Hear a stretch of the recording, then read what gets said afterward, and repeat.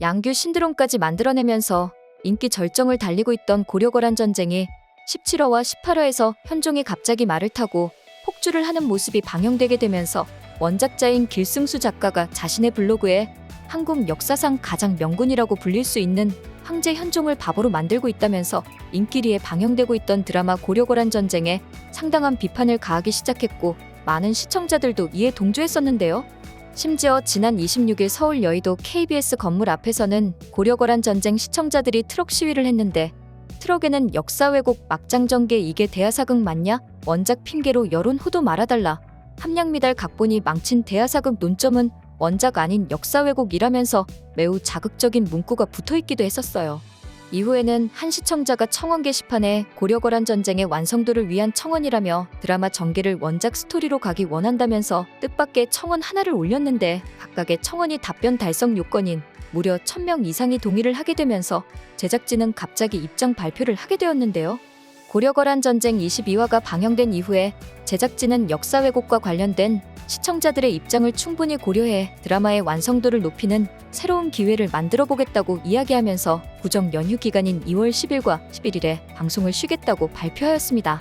제작진은 고려거란 전쟁에 대한 시청자들의 걱정과 우려를 잘 알고 있으며 지금 이 상황을 엄중히 받아들인다면서 이 모두가 드라마 고려거란 전쟁에 대한 애정과 관심이라는 점 역시 깊이 새긴다면서 상당히 몸을 낮추어 입장을 표명했는데요.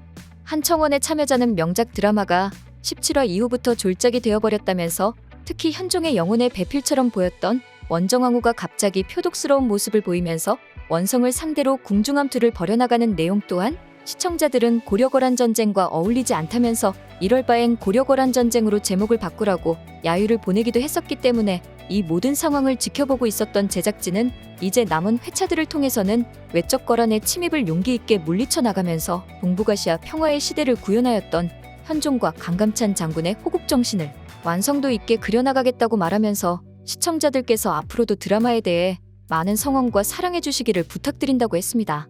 특히 작가 교체와 관련된 요구에 대해서는 무엇보다 조선시대에 비해서 자료가 턱없이 부족한 고려의 경우에는 역사의 행간을 메우고자 작가의 상상력이 상당히 필요한 시대라고 말하면서 이 과정에서 발생할 수 있는 역사에 대한 과장과 왜곡을 방지하고자 역사서에 기초한 고증뿐만 아니라 전문가의 자문을 통해서 아주 면밀하게 작업을 진행하겠다고 말했는데요.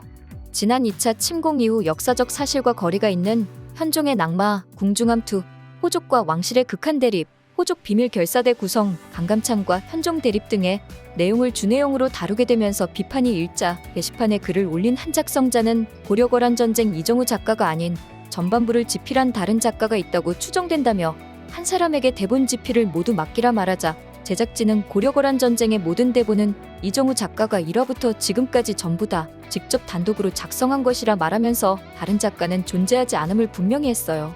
특히 남은 회차의 완성도를 높이기 위해 설 연휴에는 방송을 결방하기로 했고 대신 일요일 스페셜 방송을 준비 중이라면서 기대해달라고 말하기도 했는데요.